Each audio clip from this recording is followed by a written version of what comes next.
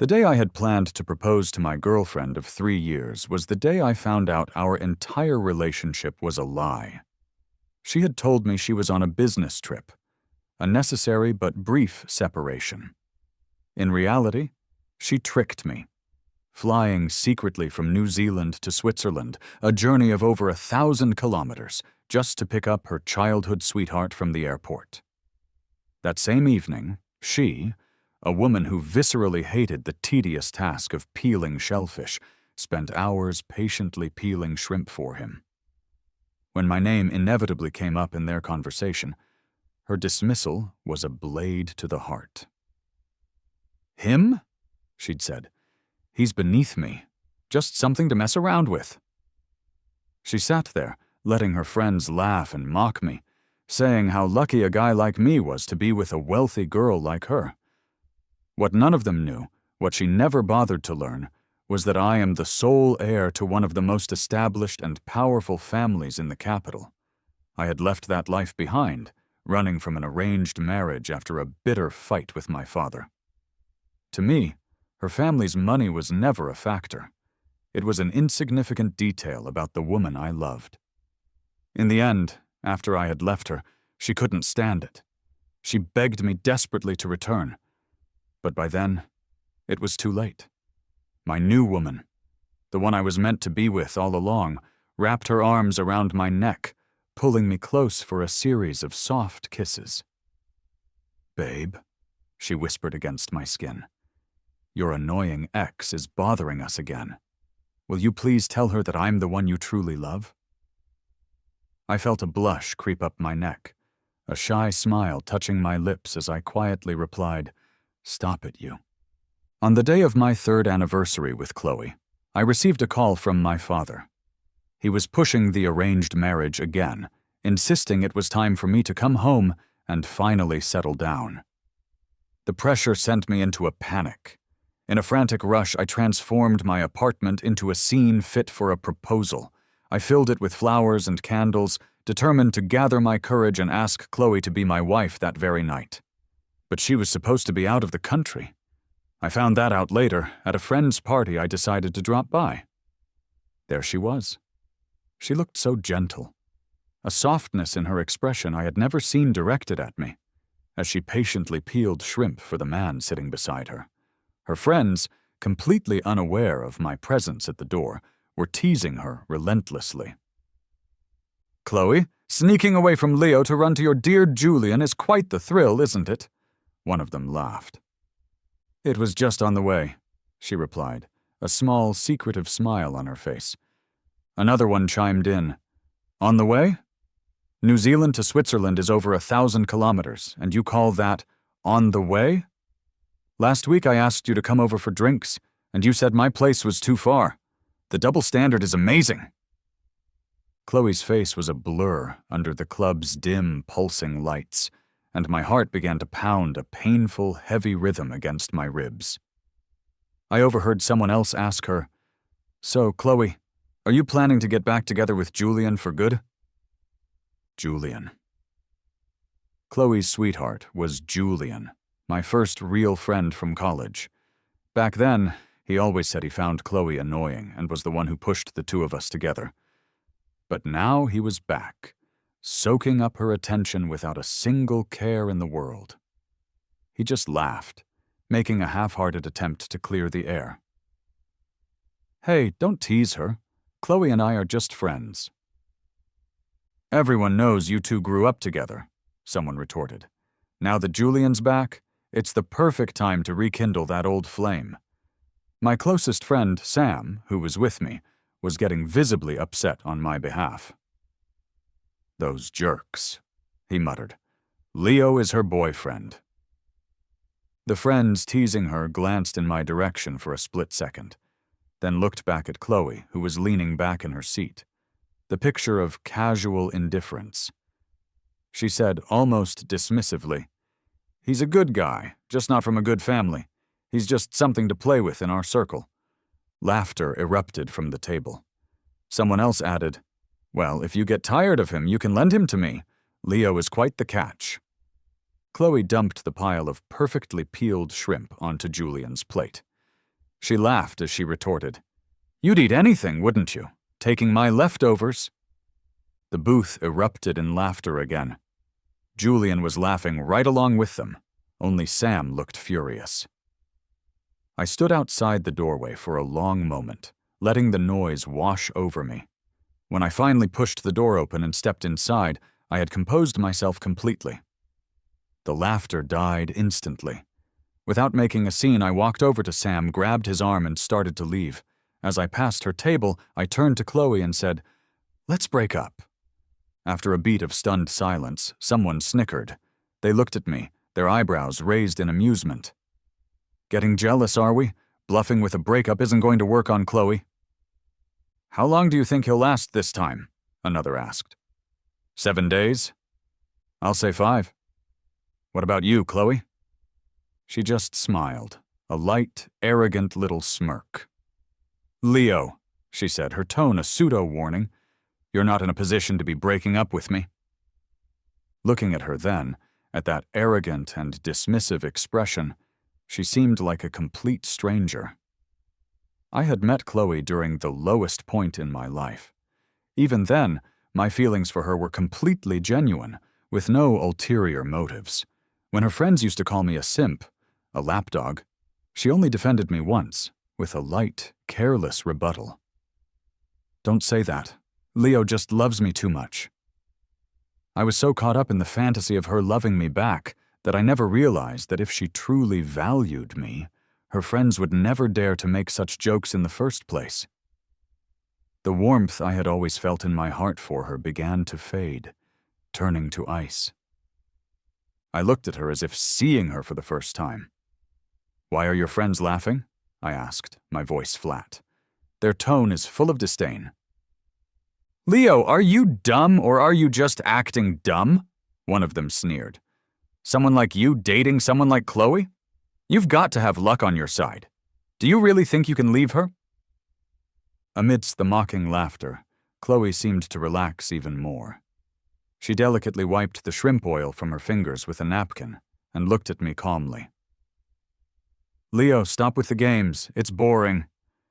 "Yeah, exactly," another friend chimed in, emboldened by Chloe's support. "Her and Julian grew up together. They're perfect for each other. Julian says he misses home, and Chloe flies across the world to fetch him. He wants shrimp, and she prepares a feast, not even eating a bite herself, just peeling for him all night. That's decades of connection. It's not something a guy like you can just match. Do you really think you're some big shot daring to get jealous like this, Ro?"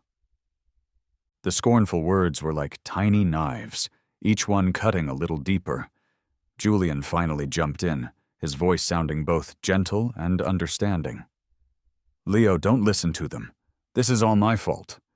"Julian, you don't need to apologize," Chloe said, turning to him with a caring expression before scolding me coldly. "Leo, know your place. You can't blame Julian for this." "Yeah," I said, and I started to clap my hands slowly, swallowing the bitterness that rose in my throat. I smiled brightly. "You're right. Just a bunch of jerks not worth my breath." "You—" Chloe jumped to her feet, but I was already pulling Sam out of the club. On the way out, Sam kept glancing at me, speaking carefully. "Leo, don't take what they said to heart. Where you come from doesn't define who you are. You're an amazing person." I wiped my face and turned to hug him tightly. Behind us, the noise from the booth where Chloe sat grew even louder. Someone was urging her to place bets on how long it would take for me to come crawling back to apologize. I could hear her voice, casual and confident. "Even if he apologizes, he won't have another chance, but I'll bet on 3 days." I glanced down at the cheap star bracelet on my wrist, a gift from her. I made a silent vow to myself. She was wrong. This time it was forever. When I got back to the apartment, the sight of the candles and flowers made me sick. I smashed everything. I stomped on every single balloon until they were just sad, colorful scraps on the floor. I gathered everything she had ever given me and donated it to charity. I burned all the pictures we had taken together, watching our smiles turn to ash. I hired movers to take away all the furniture we had picked out together, clearing out every single thing that had any connection to me, not leaving a single trace that I had ever lived there. After settling everything, I calculated what my share of the rent and utilities would have been, and transferred her the money. I wasn't going to take advantage of her, not even for a single cent.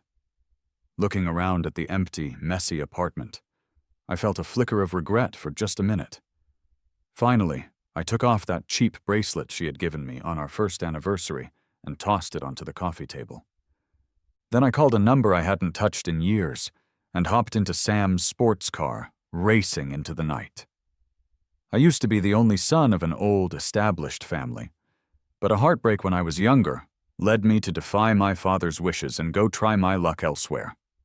In his anger, my dad cut off all my financial support, and even my childhood friends were angry enough with my decision to cut ties with me. At my poorest, I had only a few dollars in my pocket. With no other choice, I picked up a paintbrush and started drawing comics to earn some money. Once I had saved enough, I decided I had roamed long enough. I was tired. It was time to go home. The moment I stepped through the door of my family's estate, my father's eyes turned red. He forgave me before I could even come up with some dramatic apology. I managed to force out a couple of tears and scurried upstairs to my old room. I lazed around for 2 days, doing nothing, until my buddy Nate called and set up a small hangout, threatening that if I didn't show up, he'd cut ties with me again. "You're tougher than my old man," I grumbled. After the call, I threw on some clothes and headed to our usual spot. After a few drinks, a woman walked in, and the room buzzed. "Whoa, Isla, that's a surprise. Isla actually showed up tonight." "Yeah, I was handling some business nearby," she said, her voice cool. Isla's eyes scanned the room, barely lingering on me. Nate nudged my shoulder. "Leo, I bet my sister is here just for you." I looked at her blurry figure across the room. She was taller than Chloe, wearing a crisp white dress, her dark hair cut into a neat, short style. She had slender eyebrows, striking features, and a figure that turned heads. She was just as beautiful as I remembered. But she was trouble. I looked away, raising my glass for a sip. "Just drink your drink." "Seriously, Leo? You're still holding that grudge?" Isla was my first love. We were supposed to be engaged. When I learned about the arrangement at 18, I was overjoyed. I followed her around like a puppy, completely infatuated. But she was annoyed and irritated by my constant presence. She quickly got a boyfriend, flaunting him in front of me and saying there was no way anything would ever happen between us. She told me she planned to cancel our engagement when the time was right. The reason I later ended up in a messy relationship with someone like Chloe was, in part, Isla's fault. Shouldn't I hold a grudge? Nate didn't press the issue, just invited her over. "Sis, why don't you take him home later? He's a handful when he's drunk and I can't handle him." Her gaze crossed the group and locked with mine. She simply nodded. "All right." I rolled my eyes and pinched Nate's leg hard under the table. He flinched but grinned his way through it. "Leo, I'm just creating an opportunity for you," he whispered to me later. "You can pay her back by sleeping with her. 3 years and you've only been with one woman. Isn't that a bit sad? Even Chloe has someone else she likes. What's wrong with you sleeping with someone else? Besides, my sister is top-notch. It's totally worth a night." His logic made a twisted kind of sense.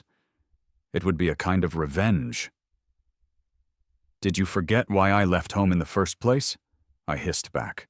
"Would she even let me?" I gave him a blank look, but his words had already planted a seed in my mind. Getting something too easily is pointless. For it to really count, I'd have to be forceful. Later, I was standing at the end of the corridor by a wide-open window, a cigarette between my fingers. I heard footsteps approaching and turned to see her. "Isla, when did you start smoking?" "None of your business, Leo," I said, my voice harsher than I intended. "I'm warning you, you better stay away from me." Isla just chuckled, her eyes low, not backing down an inch. I frowned, reaching out to push a lock of her hair away from her face.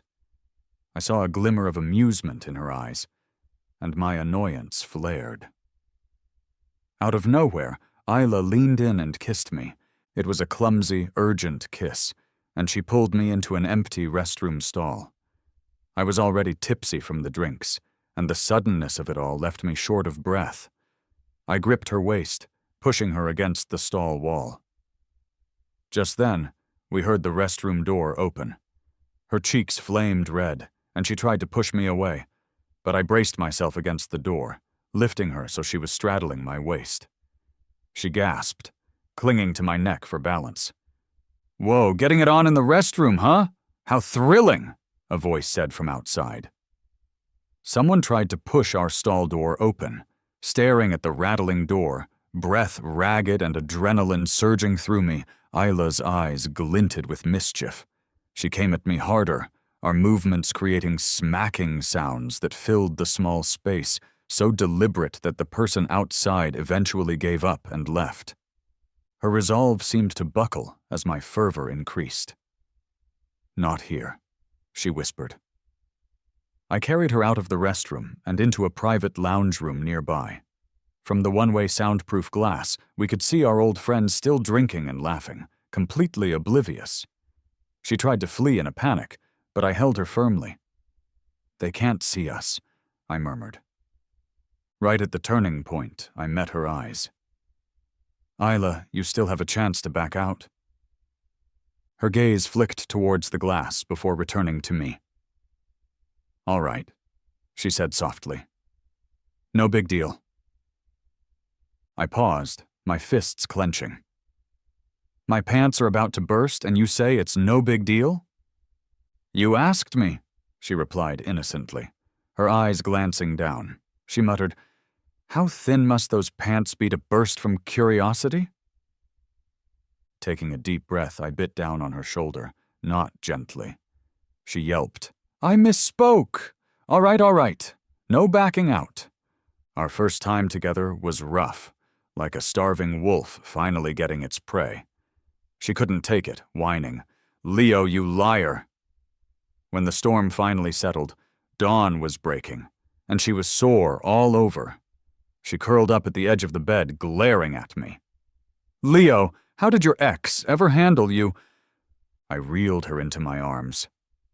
I took my job very seriously. I was busy as hell, so I guess she hit the jackpot. "Huh. Next time you should learn some, new tricks." "Isla, are you itching for trouble?" "I'm a traditional woman," she said suddenly, her tone serious. "Only my future husband gets to have my body." I gazed at her, taking a long, hard look. Her stare was completely serious. In a strange way, I had always felt the same. I felt a pang of understanding and guilt. "I'm sorry," I said, my voice sincere. "If I had known, I wouldn't have slept with you. I cost you the chance to fulfill your tradition." I was being completely sincere, but my apology only made her angry. "Leo, what are you sorry for? We're engaged. You were just exercising your rights ahead of time." I was shocked, ready to bolt. Had the experience shocked her into losing her mind? She was the one who said she wanted to break off the engagement. Isla grabbed my arm, her expression earnest and serious. "Leo, I have to stick to my traditions. You have to take responsibility for me." Help. 6 days after I left Chloe, a friend from her circle, a girl named Jenna, texted me. "Leo, it's Sophia's birthday next week. You should come back and hang out with us." "Nah, I'll just send a gift." "Come on, everyone misses you. Sophia just wants you to make your special cake for Chloe." "Not going to make it?" "Don't be mean. You only ever made that cake for Chloe. Everyone else wants to have a taste, too." "Fine," I relented. "I'll make it and send it over." "But it's hot out. Won't it spoil?" "I'll add ice packs, overnight shipping." "All right then, take care." Later that day, Sam sent me a video. It was taken in a flashy club. In the video, Chloe pushed a guy away from her and snatched Jenna's phone. Jenna frowned and tentatively suggested, "Chloe, maybe you should call him. He always listens to you the most." Seeing Chloe's face darken, Jenna quickly added, "Leo agreed to make the cake immediately when he heard it was for you. He's still all about you." "I thought he was making it for me," Sophia, the birthday girl, piped up. "Wasn't it me who wanted it?" "Don't be mad," another friend said. "Leo's probably just doing it for you, Chloe, and using Sophia as an excuse." Sam was laughing in the background of the video. He texted me, "Leo, you always said making that cake was a huge hassle, something you'd only do for your girlfriend. Now you've agreed to make it for someone else. I wonder how Chloe feels about that. You're such a jerk." He was spot on. As I was about to close the video and text Sam back, Chloe's voice came through, sharp and angry, along with the sound of her kicking over a chair. "Ha! He can make it or not make it. He can come back or not come back. Even if he dies out there, he better not return." For the first time, one of her friends, Clara, spoke up for me, her tone hesitant. "Chloe, are you really going too far this time? Leo treasured that cheap bracelet you gave him. Him taking it off means he's really hurt." "I already rejected Julian," Chloe snapped. "What more does he want?" She slugged straight from a bottle of whiskey. "Nobody look for him. Let me save some dignity. No more calling him." Someone else intervened. "Your stomach is weak. Stop drinking. Leo barely got it back to better health. Don't mess it all up again." Chloe slammed the bottle down on the table and stormed out of the club. Obstacles in her path were kicked away. The rain outside hit her, but it didn't seem to wash away any of her anger as she staggered down the street. I just rolled my eyes watching the video. At the very end, she pulled out her phone. I zoomed in. It was our chat thread. I felt a bit dazed. Our last chat had been 6 days ago. Before, even a single day apart felt impossibly long. I would be so lovesick and miss her so much that I couldn't sleep. But now, 6 whole days had passed, and I hadn't thought of her at all. I could faintly hear Chloe's voice over the sound of the rain in the video. "That man's got guts," she slurred. "I gave him an out, and he didn't take it, huh?" Then I saw her block my number and all my social media accounts. "Fine. You better not come crying and begging me to take you back. I swear I won't be a sucker for you again." I rolled my eyes again. I guess I was way too nice to her before. Sam, seeing that I hadn't responded, texted again. "Leo, you okay?" I quickly texted back. "Got a new girl. She's prettier. You'll meet her one day." Chloe once laughed at me for drawing comics, saying it wasn't a real job. Her friends dissed me for it too. She never knew that if it weren't for her, I'd never have had to work a day in my life. I could have lived easily. But the comic needed an ending. I couldn't just leave it unfinished. As I made the final stroke on the last panel, I lay back in my chair, stretching my aching wrist. Just then, Isla's call came through. "Leo, let's grab dinner." "No way," I said, scrambling for an excuse. I vaguely remembered that both Isla and Chloe hated eating animal organs. Chloe found them disgusting and once made me give up eating pork intestines. "Sure," I said. "Let's have grilled pork intestines." "All right, I know a place. You'll love it." "Aren't you against eating organs?" I asked, surprised. "I've tried all the grilled pork intestine places in the city," she replied. I didn't see that coming. "Well, I'm not feeling it anymore. I'm kind of tired. Maybe another time." "I'm in your lobby right now. You have 10 minutes. If you're not down here, I'll go have dinner with your dad. And if I say something at dinner, I can't guarantee what will come out." Threats, straight up threats. 5 minutes later, I was in her car. Isla took me through a series of twists and turns into a tiny, hidden alley, stopping at a hole-in-the-wall joint. The small place was packed with people. Isla, in her elegant dress, didn't match the setting at all, but she confidently wiped down the seats and the table, then got a bowl of hot water to rinse the utensils. I never would have thought someone of her status would do these things, and so smoothly. I sat opposite her, watching her unmatched beauty in this unlikely setting. "Isla," I said, "you must have loved your ex-boyfriend a lot." Unlike me. 3 years with Chloe, and I only enjoyed that kind of doting treatment during the honeymoon phase. The rest of the time, it was me cooking for her, cleaning for her, transforming from her boyfriend into her housemaid. Chloe didn't like eating out and hated sweet things. I scoured ancient texts, went through trial and error just to create tonic treats that were less sweet for her. I loved her until I completely lost myself.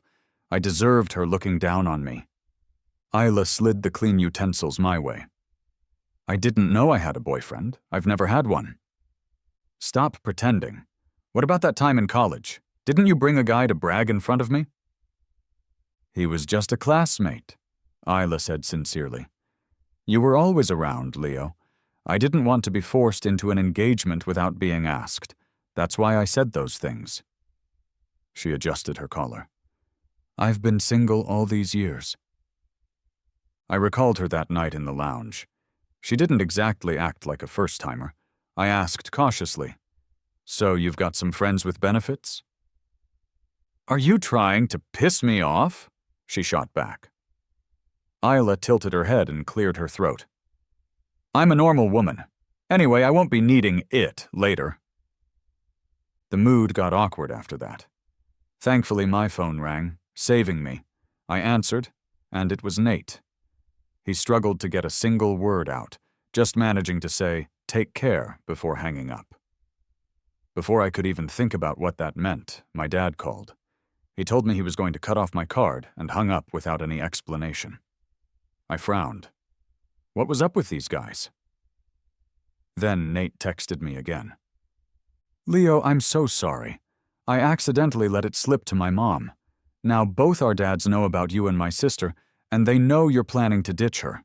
My mom said you have to take responsibility." I was furious. "Nate, I'm cutting ties with you," I texted back. I tossed my phone onto the table for Isla to see. She glanced at the screen and quickly promised it wasn't her fault. Fine.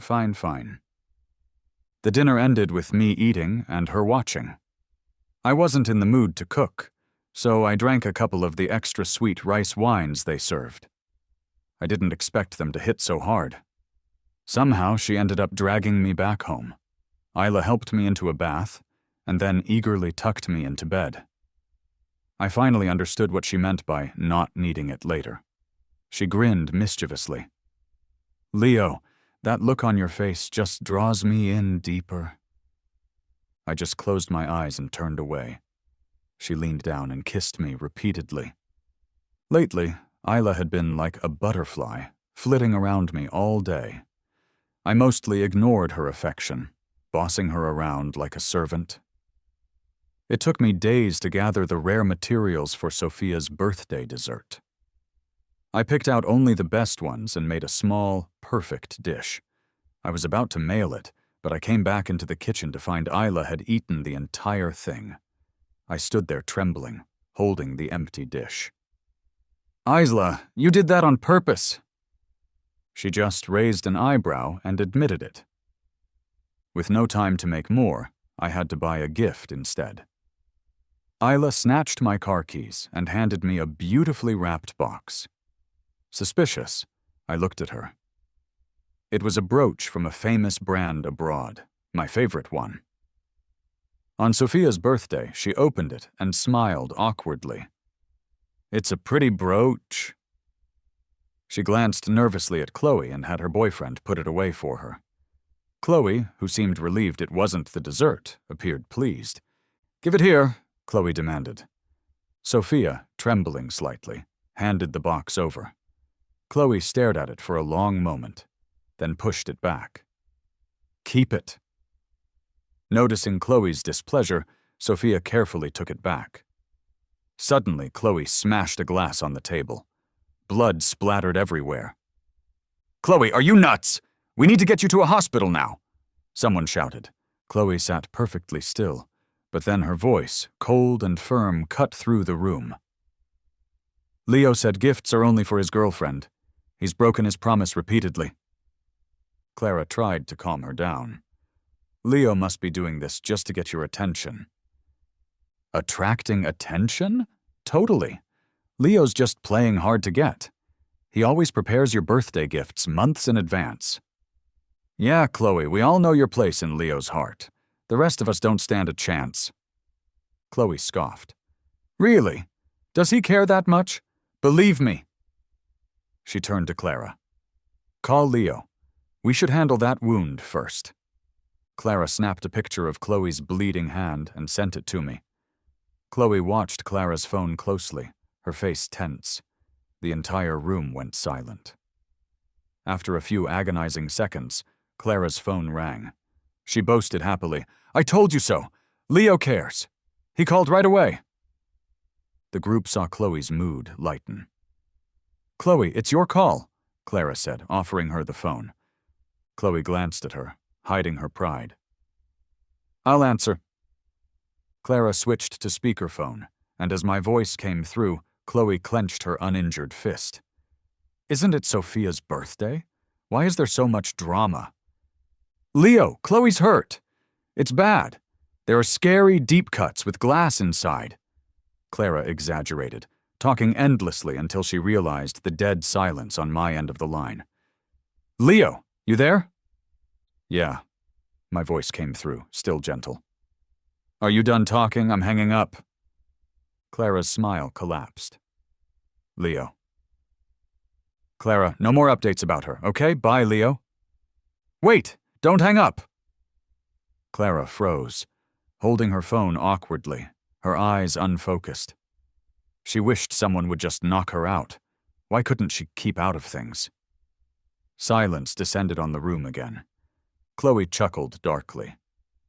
"Cares about me? Why is everyone so quiet now? Have you all turned mute?" "Chloe, quit the tantrum. Your hand is bleeding." Sophia firmly dragged her towards the door. "We're going to the hospital, now." The birthday gathering was cut short as they all hurried Chloe to the emergency room. Back at my house, Isla hugged me from behind, nuzzling my neck. "Leo, don't leave," she whispered. "Who said I was leaving?" I dodged away, tickled by her snuggling. That simple move made her wilt. Her eyes drooped, and she fell silent. Sensing her mood shift, I asked, "You think I'm going to get back with her?" "Would you?" Her voice was muffled against my back. "No," I said quickly. "When she started wavering, it ended everything between us." "Leo, I'd never do that," she said, her voice earnest. "I won't waver, I won't hurt you, I won't make you cry. Leo, just give me one more chance." Isla's gentle kisses changed everything. Then her mom called. "Auntie," I answered. "Hey, Leo, I heard about you and Isla. Your dad and I are saying you two need to hurry up and get your marriage license. There's no room for backing out now. Your dad even said if you don't listen, he'll change the will immediately. Even after he's gone, all the family business and assets will go straight to Isla." "I'm on speakerphone," I said, smirking a bit as I watched Isla. She looked worried and kept shaking her head at me, mouthing, "It's not my fault." My dad's reaction was both ridiculous and completely made sense. He had always thought Isla was amazing, so much so that you'd think she was his real kid. I understood, but I was still annoyed. Why did it feel like everyone was ganging up on me? "It's not about you," I said to Isla, "but is this what you want?" Isla glanced at me a bit timidly and nodded. "All right then." "Really?" Her eyes lit up instantly. "Marriage isn't impossible, but I have two conditions. If you agree, we'll get married." Isla sat up straight, looking at me seriously. "I'm listening." "I'm not planning on dating right now," I began, "since you're all forcing my hand. First, we'll marry with no emotions involved. It's a contract. Second, We'll live as a couple in name only. You do your thing, and I'll do mine." She paused for a few seconds, and her eyes turned red. "Leo, what have we been? What do you think I am to you?" I turned away to avoid her gaze, feeling a sharp pang of guilt. "Friends with benefits, friends, you name it. If you can't accept it, then say no. Talk to my dad. He'll listen to you. If you're not all right with this, I won't force you." "I'll leave the family, Leo," she said, her voice trembling. Isla took a step back, her smile bitter. "You can't do this to me, Leo. I love you." She turned around and left, gripping the door handle on her way out. In a low voice, she said, "Give me some time, Leo. I'll cheer myself up." Watching her leave in such a hurry, I sat down slowly on the edge of the bed, staring blankly in the direction she had gone. I couldn't deny it. Seeing her like that made my heart feel heavy. After just coming out of a failed relationship, I couldn't just move on to someone new like nothing had happened. I also couldn't stand my family pushing me to be with someone. If I had known Isla liked me, I never would have messed with her. If I could turn back time, I'd agree to the family's arrangement, marry her, and just keep it all business, never letting her confess her love. Isla didn't leave. She was sitting on a bench outside my window, talking herself through it. Knowing he's back, isn't that better than anything? Knowing he's ready to accept the family's plan, isn't that worth smiling about? It took her less than 2 hours to cheer herself up. Leo just came out of a breakup. It's normal for him not to want to get involved right now. It's understandable. He's disappointed with and avoiding women. I should blame myself for not cherishing things from the beginning. Now that I finally have a chance, I can't push him to the edge. I want a title, but I forgot that feelings can grow over time. And there's nothing more painful than unrequited love. When she had realized her feelings for me back then, she tried to find me, but I was already dating Chloe. Seeing us kiss and hug felt like knives in her heart. Knowing our relationship had settled into us living together, she was devastated. If I hadn't come back home, maybe she really would have just wasted away in loneliness. Now that there was a chance, if she lost me again, then maybe she deserved it. That night, when she closed her eyes, her mind was like a movie playing on a loop. The more she thought, the more annoyed she got. She ended up staying up until morning. Meanwhile, I took just a minute to set a new goal for myself: travel the world. I ransacked my room, packed all my valuable things into a suitcase, and booked the first flight out of the country. To avoid my cards being frozen by my dad, I snapped photos of my 2 most expensive watches and sent them to a friend to appraise, planning to sell them for cash. But the jewelry didn't get sold, and I didn't run away either. I had barely made it out the front door when Nate caught me. I felt guilty, but I went on the offensive. "You're not hiding from me anymore." Nate had been dodging me for days for letting our secret slip to our parents. He looked at me with a half smile. "I figured today would be the day you'd try to run." How the heck did he know? I stopped pretending and admitted defeat, bewildered.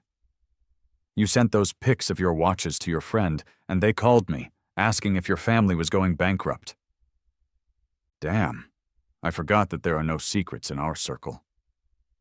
Nate shoved my suitcase into the bushes and dragged me back towards the house. "So, where are you thinking of going?" I had to spill the beans on everything that had happened lately. "So, you're running away to avoid my sister?" he summarized. "In summary, yes." Nate looked me over. "You've got that look about you. My sister treated you very well, and now you're leaving her high and dry." "You pushed me into this!" "Stop with the excuses. I might have nudged you in that direction, but I've always wanted you as my brother-in-law. Are you going to be that or not?" I couldn't reply. "Cat got your tongue?" he pressed. I just frowned at him. "Let me tell you something new," he said, his tone turning serious. You don't like the family forcing things? That's funny because a few years ago you were thrilled about the idea of marrying my sister, and now you're acting like a hypocrite. The truth is, you're just holding what she did back then against her, right? You didn't know, did you? The day you got with Chloe, my sister was on her way to talk to you, to tell you she was wrong. But she saw you two kiss as she arrived. She lost it. She locked herself away, drank until she nearly died. She made my mom cry herself blind with worry. When she found out you came back, she lost it again. Skipping work even though she's a total workaholic, trying to come up with some plan with my mom to keep you here. I'm her plan? I was shocked. That's how Isla knew all my moves. But in any case, was she wrong to do that? You weren't at fault either, he said, widening his eyes at me. You gave that toxic girl 3 years of your life. You can't give my sister a chance. You're not over what love did to you, but you know deep down what kind of woman she is. If she's a woman you can trust for life. Worst case, just take her in. Any grievances you have can be worked out. She'd probably just take it with a smile. Hearing all this, I admit I was swayed. Isn't moving on so quickly a bit of a jerky move? Do you still love Chloe? I shook my head. Then where's the harm in breaking up and getting with someone new? Nate suddenly grinned. You think you can escape that easily, brother-in-law? He emphasized the last 2 words, making the hair on my arms stand on end. Where's Isla? I asked. He gestured toward the front door with a raised eyebrow. When I opened it, Isla was standing in the rain, looking at me with a wistful, heartbroken expression. I paused, then turned back to her. Honestly, she was my type, and even more so when she was soaking wet. My heart softened immediately. All my resentment vanished. I stepped out into the rain. Isla walked quickly toward me, shielding my head with her hands. Don't get wet. I pulled her closer by the back of her neck and kissed her. Isla, I murmured against her lips. Don't talk. Under the gentle rain, we kissed passionately. Her heart was racing, and her cheeks were flushed. Isla, you have a fever. Leo, could you not leave then? She looked up at me, her voice muffled. I chuckled lightly and pointed at the mud-covered suitcase in the bushes. Your brother's doing. The stuff inside is probably ruined from the water. Isla looked a bit confused, but it was endearing. I'll pay for it. Deal? I stretched out my hands, smiling brightly. 10 million in dowry? She was taken aback, but her face soon broke into an overjoyed smile. Leo, are we still just going to be a couple on the surface? She interrupted my response, burying her face in my chest and murmuring, Don't say it. I don't want to know. I pulled her into the room, knocked her onto the bed, and knelt between her legs, whispering, But I want to marry first and fall in love later. Afterward, I noticed a diamond ring on my finger. Isla grabbed my hand, kissed it repeatedly, and said, Leo, you're not getting away now. On the 20th day after I left, Chloe returned to that little apartment we once shared. The place was a mess, most of the furniture gone. She crouched by the fireplace, picking up a partly burned photograph from the ashes. She was lost in thought. My bright smile in the picture seemed to break her heart. Shocked, she tossed the photo aside and stormed out. Chloe kept drinking every day to numb herself, trying desperately not to think of me. But my image lingered stubbornly in her mind. On the 30th day of my departure, Chloe got drunk and sat outside the apartment all night. In her haze, she thought she saw me opening the door and walking toward her. Just like I used to. Leo, she whispered, staggering towards the vision. Just as she was about to hug me, the illusion vanished. She stood there in a daze, unable to shake off the cold reality. On the 35th day of my absence, Chloe took a break from work. She spent 3 days restoring the apartment. While tidying up, She found a pair of rings I had bought for my proposal and held them close to her heart. 3 years had gone by, and she had never once thought of giving me a ring. Only in my absence did she realize how important I was to her. I would always leave a light on for her when she came home late from work and make her tasty pastries to help with her hangovers. Looking at the newly redecorated proposal setup, Chloe decided that when I came back, she would be the one to propose. She was sure I would forgive her. She swallowed her pride that day and sent me a message, but it went unanswered. Her reassurance faltered a little, but she had already ordered a custom diamond ring. She would wait a little longer. Determined, she remembered many things in an instant. After dating for 2 years, when we finally moved in together, I had promised her that we would be together forever. It was her fault for neglecting our relationship, for almost losing me.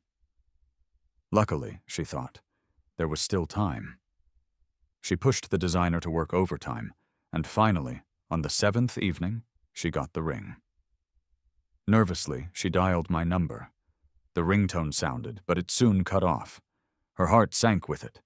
She called again, clutching the velvet box tightly in her hand. Just when she thought I wouldn't answer, the call connected. In that moment, she was speechless with nerves. But then she heard a female voice on the other end. "Baby, your phone is ringing. Can you get it? I'm in the shower." The simple conversation on the other line was like a splash of ice-cold water. Chloe felt paralyzed, trapped in an icy pit. "Did you hear that? My husband is in the shower," Isla's voice said calmly. "Who are you?" Chloe hissed through gritted teeth. "Yep, that's me," Isla replied. "Who do you think you're calling husband? What's your deal with him? Let me talk to him." She clutched the phone, her eyes red and furious. Isla laughed lightly. "Are you deaf? Didn't you hear me call him husband? Guess what that means?" "Isla, don't you dare take advantage of him." Chloe's voice was cut off as Isla hung up and blocked her number. I knew I would see Chloe again. We both lived in the same city and moved in the same social circles. It was inevitable. She had always been the golden girl, the one everyone fawned over. I imagined that when we met again, she would still be all high and mighty. I never thought I would see her looking so disheveled. At the time, I was in rosy health, nurtured by Isla's care, and we were joyously trying on our wedding attire. Isla came out of the fitting room, holding the train of her white gown, smiling at me. "Leo, do I look pretty?" Just then, Chloe walked in and stopped a meter away from me. I involuntarily took a step back. Isla looped her arm through mine. It was comical, in a way. I had once bought matching outfits for Chloe, and she had just scoffed at the idea. Now she had shed her expensive designer suits for the simple type of t-shirt I once said I loved on her. People will change for those they care about, ignorant of the fact that love itself defies easy conventions. Chloe's eyes were dull and bloodshot. She looked aged. The large mirrors in the bridal shop reflected all three of us. Sweet, romantic music was playing in the background. Time felt like it had paused in that moment. Maybe Chloe's current state was just too shocking. Isla tightened her grip on my arm, but Chloe just stood there calmly, softly calling my name, Leo. That gentle voice made me feel a bit dazed. I couldn't even remember how long it had been since I last heard it. It seemed so distant, probably all the way back to the time when we were supposedly in love. "You said we'd walk hand in hand," she whispered. The music fit the mood perfectly, the lyrics rushing into my head, tugging at my heartstrings. I saw the deep sadness in Chloe's eyes, and there was this indescribable feeling churning inside me. Maybe being there, in that bridal shop, made me remember the Leo who once wanted to marry her against all odds, but ended up in despair. "Leo, I'm here to take you home," Chloe said, her eyes fixed on me, so gentle it felt like an illusion. She stepped closer, stopping just a yard away, and confessed with deep emotion. "Leo, I was wrong. Let's go home and get married. Marry me, will you?" Seeing her like this, so full of raw emotion, if it weren't for those vivid, painful memories, I might have been fooled. But her affection was never just for me. I looked at her and shook my head gently. "It's too late. Some things can't be mended, Chloe. I don't love you anymore. Leo, Julian, and I are innocent. I've ended things with him completely. You have to believe me. You're the only one in my heart. I've restored the proposal site that was ruined, and I even changed the decorations to your favorite color, purple. This time I'm proposing to you. I even got new furniture just like the old ones. I also kept that bracelet safe. Leo, I've got the wedding ring. Leo, I'm serious." Chloe's eyes were getting redder, her voice slightly trembling. She carefully handed the ring box to me, her eyes full of hope. Looking at her like this stirred something within me, a ghost of a feeling. "Chloe, I'm getting married." I clasped Isla's hand, our fingers intertwining. All the color drained from Chloe's face. Her eyes slowly lowered, landing on our clasped hands, and finally stopping at the sparkling ring on Isla's finger. The look on her face was filled with a bitter realization. Someone else had already put a wedding ring on me ahead of her. "Leo, you know you look beautiful in wedding attire," she said, her voice cracking. "That wedding dress, it should have been for me. Enough, Leo, I was wrong. Please forgive me, okay? Let's go buy even prettier wedding outfits. Enough, Leo, I love you. Please don't marry someone else, okay?" "Chloe, I said enough," I repeated, my voice firm. "I'm getting married. Do you not understand plain English?" She froze, her eyes full of sorrow. "Leo, you've fallen for her?" I looked at Isla, my tone unwavering. "Yes, I love her." Chloe looked at me, then let out a begrudging, sharp laugh. "Are you sure she's genuine? Your status matched against the heiress of the oldest family in the city. Are you sure she's genuine? The woman who fought me tooth and nail for business deals, could she really be genuine to you? Leo, can you honestly say there are no hidden agendas? Would she boldly prove that she's marrying you with no ulterior motives against me? Leo, you're always so naive, always believing in love. You don't know that all women are the same. You've been with me for 3 years. Can you really say Isla doesn't mind that at all? Are you confident you'll make it to the end with her? Aren't you scared that being with her will just end in vain?" The lively music in the shop stopped suddenly. I looked at her in disbelief, not knowing she could be so shameless. The last bit of softness in my heart for her disappeared, leaving only a quiet, cold emptiness. Before today, I never regretted loving her. The good and the bad were experiences I had accepted. But at this moment, I deeply hated myself for being so blind. I regretted that I ever loved such a person. It turns out she never respected me during those 3 years, not from the core of her being. She looked down on me, and I was completely blind to it all. Isla hugged me tenderly. "Sweetie, go rest. I'll take care of this." I nestled into her warm embrace, shaking my head silently. Molly lowered her head, kissing me firmly on the forehead. Isla turned to Chloe, her voice like steel. "You're never my only choice, Chloe. You were my everything, and I never had the choice. All along, it's only been Leo who could choose me or not. I never regret my choice. I only regret that when I realized I'd lost him, I saw my feelings too late and didn't take him back decisively. Who do you think you are to compete with me? Taking advantage of someone. What kind of person are you taking advantage like this?" "Becky, who are you to mouth off here?" Another voice cut in. It was Isla. "You think Leo is just some ordinary guy? There are few in this city who can truly compare to my family. Chloe, you didn't deserve his dedication and his love during those 3 years." Maybe it was me hiding my identity that angered Chloe. Or maybe Isla's final words about her not deserving me really pushed her over the edge. I had never heard her speak so recklessly. Not deserve? Like you're any better? You picked up a man who was with me for 3 years. Our families had a marriage pact to begin with, Isla shot back. Who are you, just a dog barking pointlessly here? Isla slapped Chloe's face with all her might. Chloe, stunned for a second, wiped the blood from her lip and slapped back without hesitation. The two of them quickly got into a fight, scratching and pulling at each other, causing enough of a commotion for security to step in. It took 2 guards a lot of effort to separate them. The two stood there, facing each other down, full of bravado, ready to attack again. I stood between them, feeling utterly exhausted. Are you both done? Chloe turned pale. Leo, she started it. Isla, I'm not done with you today, Chloe shouted. I saw it, Chloe, I said calmly. I apologize on her behalf. If you have any requests, just let us know, and we'll try our best to accommodate. Leo, she started it with her careless words. Isla was upset, looking at me with pleading eyes.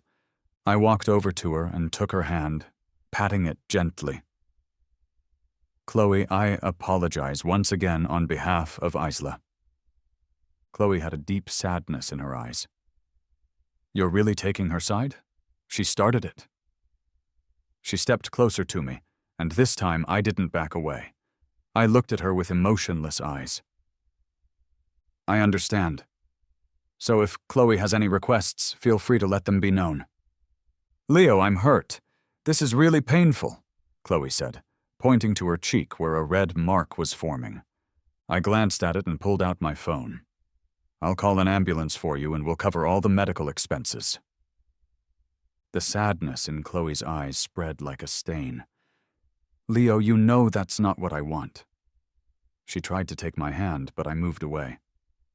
Chloe, you've crossed the line. Chloe looked at her empty hand, and the hope and sadness in her eyes finally shattered. She looked at me with infinite sorrow. I just stood there, indifferent and unfazed. Leo, my face hurts so much, Isla whined, pinching my waist and turning me toward her. Did I get a scar? Blood was flowing from a small scratch on her chin, and her cheek was red. With a sense of resignation, I asked, Where does it hurt? Let me see. It hurts here, she said, pointing to her cheek. I gently blew on the spot. And it hurts here too, she said, pointing to her chin. It needs a kiss to make it better. I smirked and gave her a soft kiss. Anywhere else? She suddenly pressed my hand against her heart. Oh, that's serious. It might need emergency care. I pulled my hand back, and Isla tried to grab it again playfully. Chloe stood behind us, quietly watching like a background character in a play that was no longer about her. She saw Isla act spoiled and petulant. She saw me smiling patiently, coaxing and indulging her. I used to be gentle and considerate towards her too. But how did it come to this? In a moment, it felt like 1,000 needles pricking her heart, a dense wave of pain continuously crashing down on her. Chloe clutched her chest in anguish. Only in this moment did she clearly and finally realize that I truly didn't love her anymore. I wouldn't be endlessly tolerant of her tantrums. I wouldn't smile at her anymore.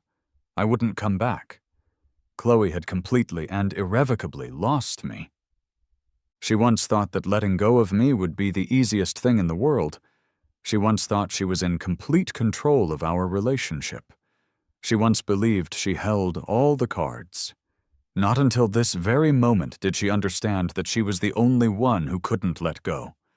I watched Chloe walk away, standing in the bright sunlight. Her back looked lonely and desolate. Time seemed to stand still as passers-by hurried past her.